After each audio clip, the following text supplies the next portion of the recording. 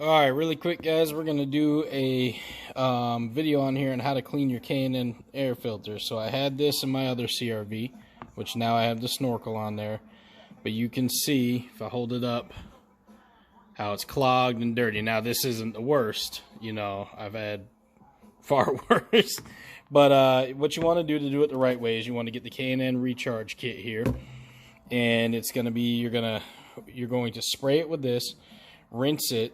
Of course, if you got a brush, you know, try to brush it out a little bit easy. You don't want something too rough tearing it apart.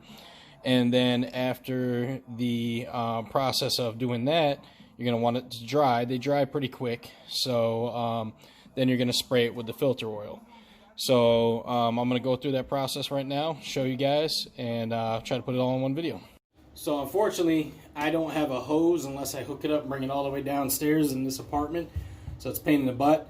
So I'm going to do this really quick in the tub, which sucks, but it'll work. So you spray your filter down, and I don't really have a whole lot of debris in there, so I shouldn't need to scrub anything. Pretty sure this will come right out just with the water. So I'm going to get a little bit of a hot water. I'm going to rinse it right here. Yeah, you can see the dirt coming right out of it. Definitely is dirty. I can tell you that. It's pouring right out of there. So you want to do both sides.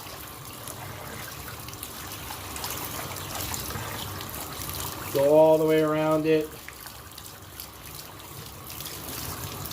You're going to see everything really come out. That spray really works.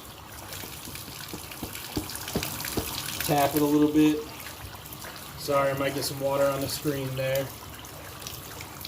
But at least this way you guys can see what's coming out of here.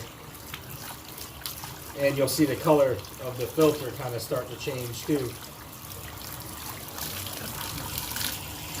And then the rest of the stuff, the pressure on this one sucks in the townhome we live in. I gotta have them fix this.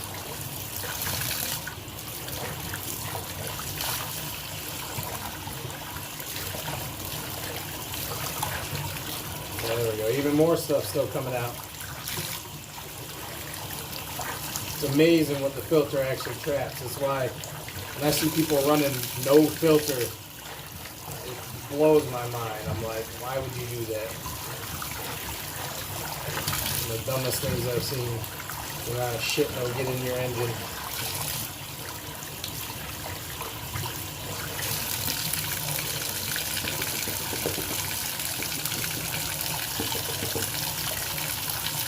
Alright, so that's pretty much clean right there.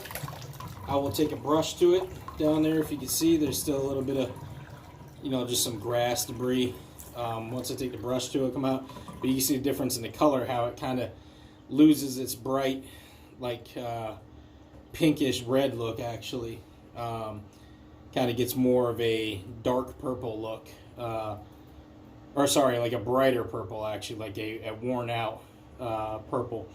It will get more dark once I put the other stuff in there. So now I'm going to go take the brush to it, because if you can see in there, don't know how well, but there's still some stuff in there. So I had to rinse it, actually, what you saw before, I had to rinse it a few more times. This thing was way dirtier than I thought. I don't know if you can see it now, but it's dry. They dry pretty quick, especially if you put them in front of a good fan or something. Or at least dry enough for you to be able to get the stuff on. It's like a tiny, tiny little bit damp, like a very, very little, almost like if you just dried yourself off with a towel and, you know, your body was air drying just for a second. But it's pretty dry in there. So you want to wait till it gets, you know, good dry. And then you're going to take the air filter oil, and this is what's going to give it that dark red look. I'm going to do it this way, without trying to get all the oil on everything, but so you guys can see. So I usually do cross pattern for it, but it's almost like a spray paint. It's really crazy. I'm gonna get some on my hands here. It gets on your hands pretty thick. I go just both ways, and then back up and down. Then you want to flip it over, do the same thing to here.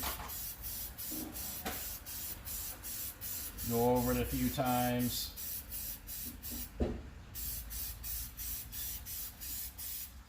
And then what I do, now you can see it's got that nice K&N rich maroon red look from that oil. Now, come over with a rag, and I usually wipe all around. So if you guys can see, I'm wiping that oil. It's coarse thick, it's gonna be messy.